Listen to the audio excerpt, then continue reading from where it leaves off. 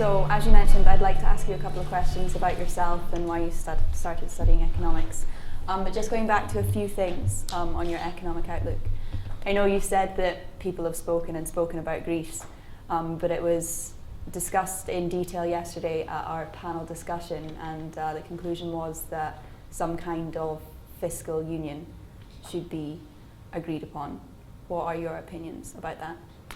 I think if they want to keep the euro, then they're going to have to go down the route of a fiscal union, because that sets up the ability to do fiscal transfers. So what I said about the convergence criteria, you can either do it in a real way, which is to actually have countries converge in productivity levels and income levels. But if you can't do that, then the alternative would be to have transfers. So in other words, it'd be like the United States. You would have some states which lag behind, but there's always a federal transfer system, so that when California writes IOUs, because Schwarzenegger has spent all the money, nobody thinks California is going to leave the United States. They know that there is going to be a fiscal transfer behind it and a central bank that would ultimately pay the debt. So that immediately should highlight to you the problems of getting to the fiscal union part. One is Europe doesn't have federal powers in taxation and spending, and countries have to give up that power, cede some of it, in order to have a proper fiscal union. So you would have some powers at the federal level, some at the nation-state level. Just like in the US, you have federal taxes, and then you have state taxes and spending. Second obstacle, if you have a fiscal union where you cede sovereign powers, then isn't that really suggesting that you need to have some type of political union to oversee the ceded sovereignty and power? And then thirdly, what I said about the central bank is crucial. So this only sort of works if you think California isn't going to leave, and the Federal Reserve will print money to repay its debts if possible. Right now, the ECB is not a lender of last resort. It's not set up to be a lender of last resort, and until that changes, because it sees that there is a political or fiscal union in place, then we're still quite a few steps from it. But I think the way I always think about it is, if I were to ask you, where are you from? Now, an American would say, America, right? But would you say you're from Britain, or would you say you're from Europe? Mm. If your answer is, I'm European, then that's a very different world than when you say, I'm British. In fact, I'm Scottish. In fact, I'm from Aberdeen. But your first answer wouldn't be, I'm European. Mm. For an American, it's, I'm American. Where are you from? Then you would say, okay, well, actually, I'm from Pennsylvania. See how there's a difference in mindset. So I think until that changes, I'm not sure that even if they designed the perfect fiscal union, there would be a political acceptance of it, where people really think of themselves as being European. Do you see that in the future of Europe, though?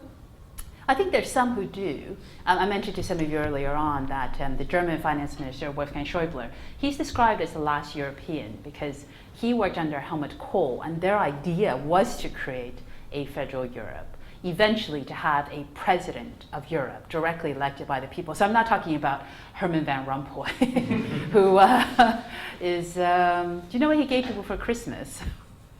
He gave them a book of happiness. There were like writings and poems in there about happiness, and he's a haiku writer, and anyways, I'm like a directly elected president of Europe. I mean, that is something I think perhaps some in Germany see, but I think in their view of this, Europe kind of looks like federal Germany, because Germany itself is a federal union, and it brought together states and created a federal state with a central, used to have a central bank, Bundesbank, and fiscal powers over the federal regions. And that kind of federal union happened with all of these conditions in place. But you just don't yet have that in Europe. Could it happen? When most people in this room tell me they're European, then possibly. And I apologize for asking this, I'm sure I ask this all the time, but do you see a future for Greece in the Eurozone? I think Greece has a choice that it has to take, which is, what does it gain from staying in the Eurozone? And this is a question that used to be asked of Britain. Can you have an effective single market without a single currency? Right? So you could be in the EU and benefit from the single market, but does that mean you have to share a currency? And for many, many years, economists argued there were a lot of benefits from having a single currency. Britain's answer was no, and Denmark's answer is no. But 27 EU states, they're the only two for whom the answer is no. 25 states in the EU are all poised to accede to the euro.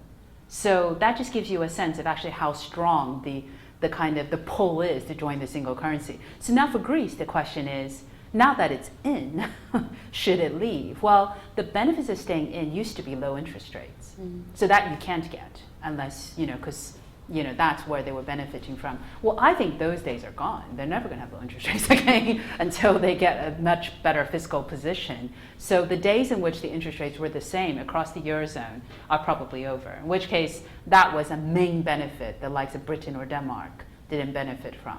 So why else should they stay in the euro versus just being a part of the EU? Well, right now, they could get, if they go down the route of a fiscal union, I guess they could get transfers. But they already get transfers through the EU structural funds, which they can't use because they don't have enough capacity to use the funds. So they've got billions of euros of funds they currently can't use. So anyway, so I think this is all a way of saying if Greece stays in, then it has another 8 years of austerity, at which point its debt to GDP ratio is unlikely to be sustainable. So it has to ask itself, why stay in? When every single country in Europe recovers from recession through devaluing its currency. There's only been one European country for which that was the exception, and that was Denmark in the 1990s. It tried internal devaluation. So actually, instead of, the way to describe it is this. So sterling has lost 25% of its trade-weighted value since 2007. So when you're selling something from Britain, it's 25% cheaper. You've done nothing, but it's 25% cheaper. And this is why net trade just added 0.6 percentage points to UK GDP, and nothing's actually changed. That's called achieving competitiveness through the currency devaluing, right? But if you didn't have a currency, then British firms would have had to reduce their costs by 25% to achieve that same level of competitiveness. So the question for Greece is, why stay in when the euro is so strong? It's trading over 132 today, 133 even, because of the strength of Germany and some of the Northern European countries, so that it can only grow if it were to internally devalue. So that's really the issue. And by the way, what happened to Denmark was it worked for a couple of years and then they fell into a double-dip recession because internal devaluation is that painful. But Greek politicians tell me that these are structural reforms they should do anyways. So they actually want to see the reduction in costs. They want to see the cuts in costs. So they think this is what they should do. My worry is the Greek economy is now contracting at the pace of about 8% per year, which is the latest figure. How much of it can the society really take? So it's a very long way of saying it's a complicated issue, but I think for me it comes down to what the Greeks really think is best for their country. And I'm not convinced that all of this has necessarily sort of been, sort of completely talked through with their people, because I think that's got to be the ultimate key. Now, for the rest of the Eurozone, if Greece leaves, well, it's a disaster for the banks. I mean, that's where the main impact is. When it leaves, it'll get a new drachma, the new drachma will be 50% cheaper, and it'll kill the banks, and anybody who's ever done business with the Greeks, a company, you sell something to Greece, now you're going to be repaid in drachmas that are worth 50% less than what you've learned, what you've lent. And that's the problem. So when a country defaults and devalues, and you get massive capital outflows. And that's the kind of contagion fear. That's the real contagion fear. It's not just the bond yields in Portugal, that's the real fear. But they wouldn't be the last country to do this, and they're certainly not the first. So it's manageable. Gosh, I sound like a German. It's more manageable now than 2 years ago. That's Wolfgang Schäuble. It was great to hear you at the end there wrap up with a positive outlook. Are there any areas specifically in the ICS sectors or otherwise that the analysts in the Trading and Investment Club should be looking into further? It's a really good question, because I think for the moment, quite a lot of people immediately, when they hear the story of shifting from west to east, think of consumer goods. That's your classic. If you have a rising middle class, you immediately think more consumer goods. And also it's a defensive stock in a downturn or in a stagnant period. So the problem with this is that the valuations of consumer goods are really high because that's the kind of conventional wisdom. So I think in that sense, if you're trying to find a play on the fact that emerging economies which are cheaper are going to grow faster and domestic demand is going to be more important, I think it's going to be looking into things like consumer services. Services are local, they're not really tradable. They depend on domestic demand. They're really localized to the middle class that's there, and they're driven by growth, which is extremely internal. So in other words, consumer goods can be provided by anybody.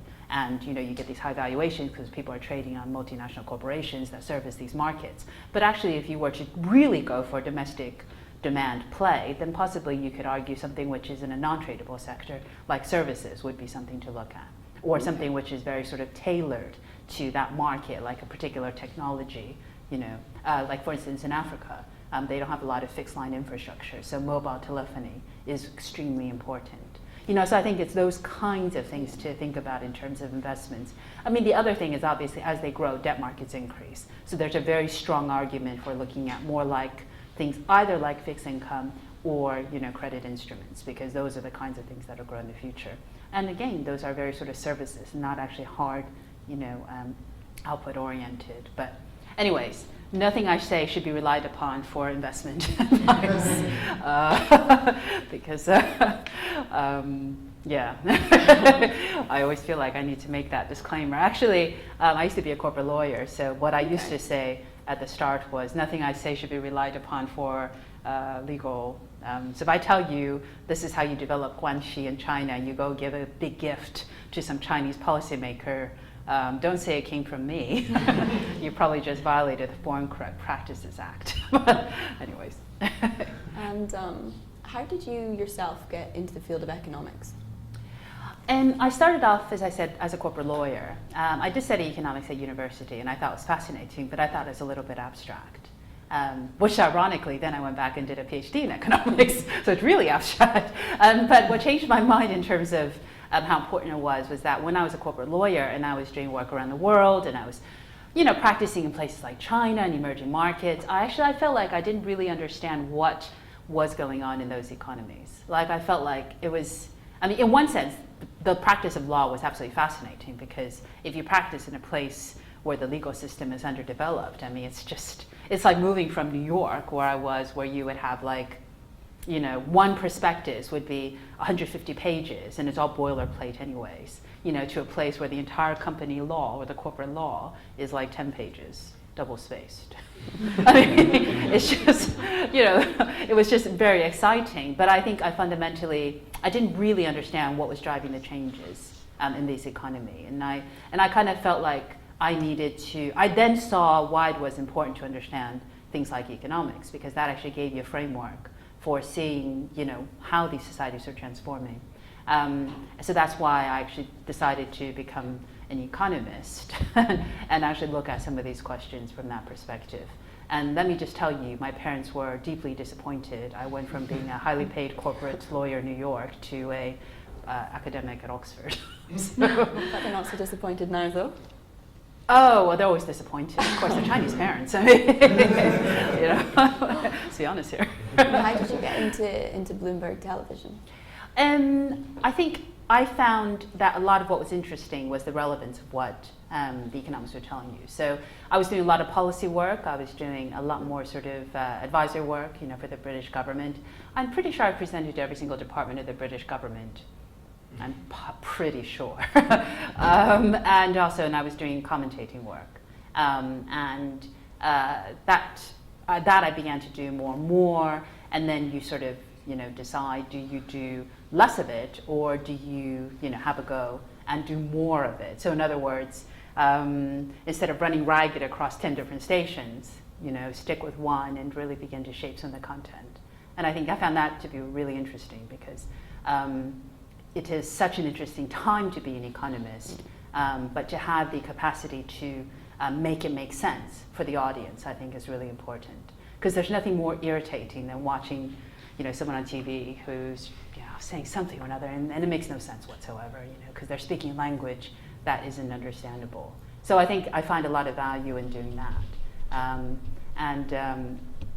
So it's great fun. It's absolutely, brilliant. I can go to press conferences with the Bank of England. I know Adam Posen is coming. you know, and say things like, so Governor, Adam Posen says, you should put your money in SME Bank. Wow, let me tell you, that's not the job of a central bank. You know, it's just great. So instead of watching on TV, I can sit there asking these questions, and then I don't get a follow-up, of course, because they're very strict. Surely a similar kind of value is found in the lecturing work. How do you enjoy that? It's great. I think it's about, again, you know, conveying information, you know, feeling like you're actually adding something to the discussion. Because I think one of the things that Britain and Europe sort of lacks and America is much better at this, and this is something that academic economists talk about all the time, which is we don't seem to have the same kind of public intellectuals as you have in the United States, where, you know, academics like Paul Krugman, like, you know, Neil Ferguson, they're really part of, you know, the public debate, the public discourse. You know, they are sort of active in shaping how you understand things like the Euro crisis or the austerity debate.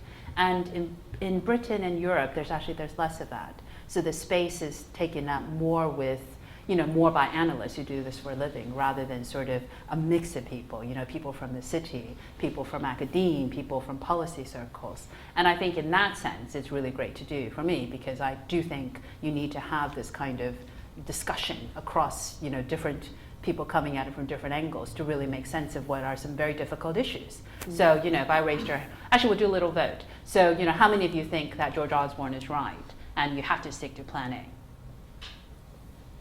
Okay. And how many of you think that it's wrong and you need to go to plan B because the economy is now shrinking? Okay, not much of a debate here, but you know, but this whole question about does austerity kill off growth? You know, you would need a good discussion around it, the same way that you actually have in the United States, where essentially Krugman would say, go to plan B. Are you crazy? And Neil Ferguson, who I just saw 2 days ago, because we were in Singapore together at this conference, you know, would say exactly the opposite. We don't really have that kind of equivalent here. So I think that's something that is very good to do, and I do enjoy doing it. Although it is always very challenging sometimes, because, you know, there'll be like one guy in the audience voting your way, and you're thinking, oh God, how am I going to persuade the rest of them? You know, but actually, I think the arguments are balanced. By the way, I don't actually think it's got to be Plan B. I don't think he has a Plan B. That's the problem. And how has your job changed post 2008? Well, people don't like economists as much. Well, people have never really liked economists, I must say. People in the rest of the social sciences don't like economists because they say things like, oh, economists, they don't have a good argument, but they just turn up with some econometrics, and therefore they have to be right. You know? But I think it's really caused people to dislike economists after 2008. It's like the Queen going to LSE and saying, now, why didn't any of you clever people come up with the answer? Why didn't any of you see this, whatever it is that she said? And I think that part is true. I mean, I think economics as a subject has become extremely theoretical, mathematical, technical. And it's actually moved away from looking at some of the qualitative aspects that would have made this crisis seem more apparent. So in other words, if you're just working out theoretical models on the efficient market hypothesis, you're never going to see that what was happening in the actual housing market, what was happening in the banking sector, which is extremely empirical, would have, you know, consequences.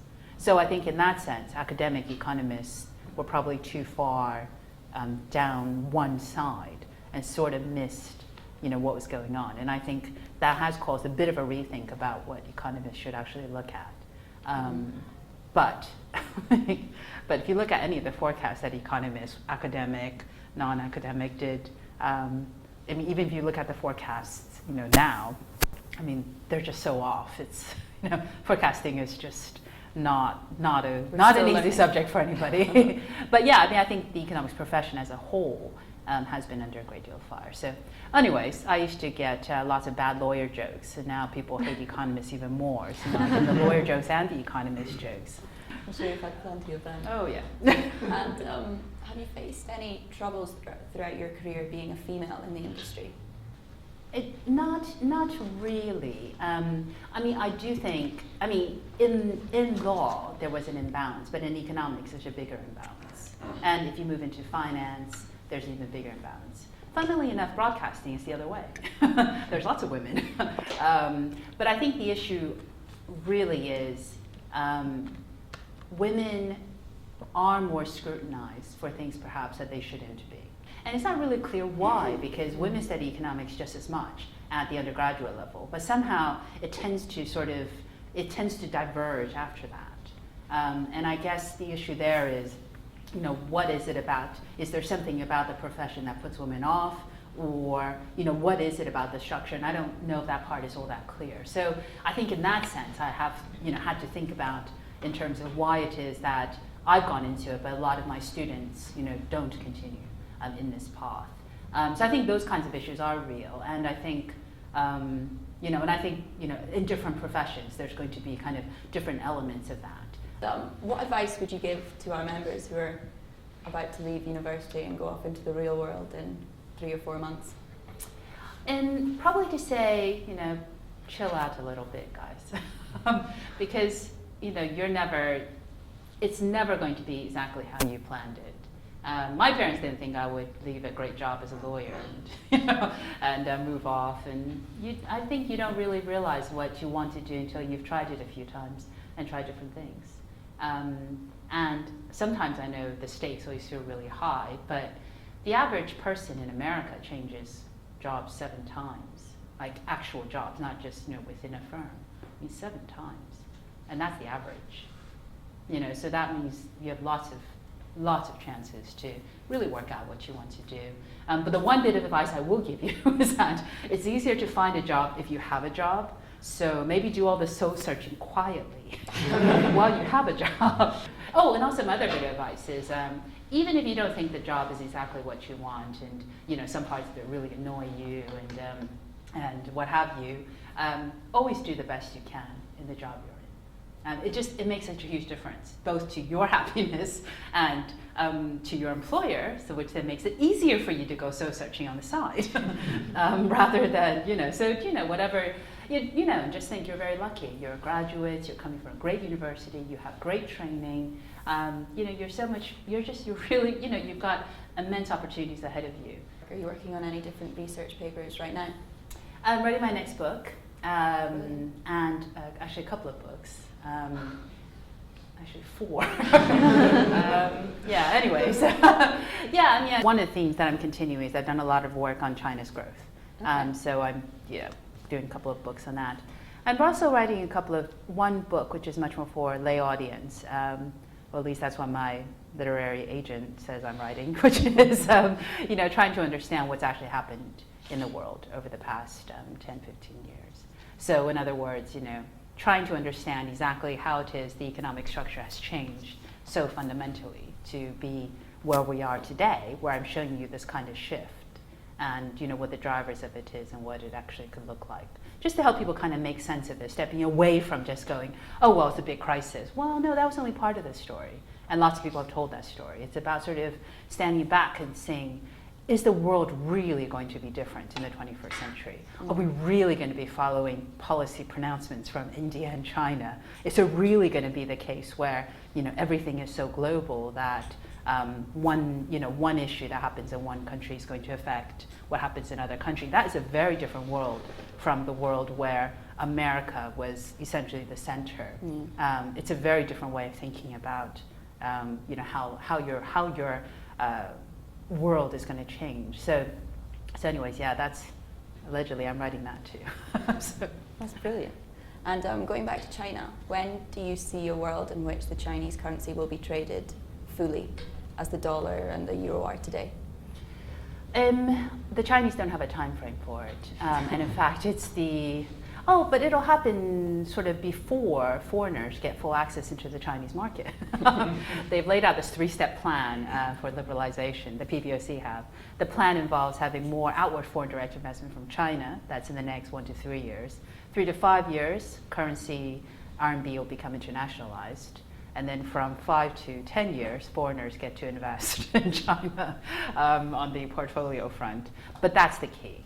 So it won't happen within 10 years. Because until you actually have free access into the Chinese market, or free enough access, it's impossible to see how the renminbi could be a fully traded currency, because you obviously have to be able to move the money sufficiently across borders. So just doing it offshore isn't enough.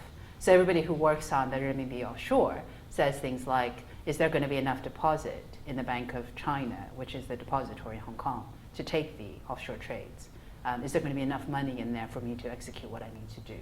And at some point, where the renminbi becomes used a lot more, there's not going to be enough deposits in the Bank of China. They're going to have to pull money from the mainland, in which case capital controls have to go.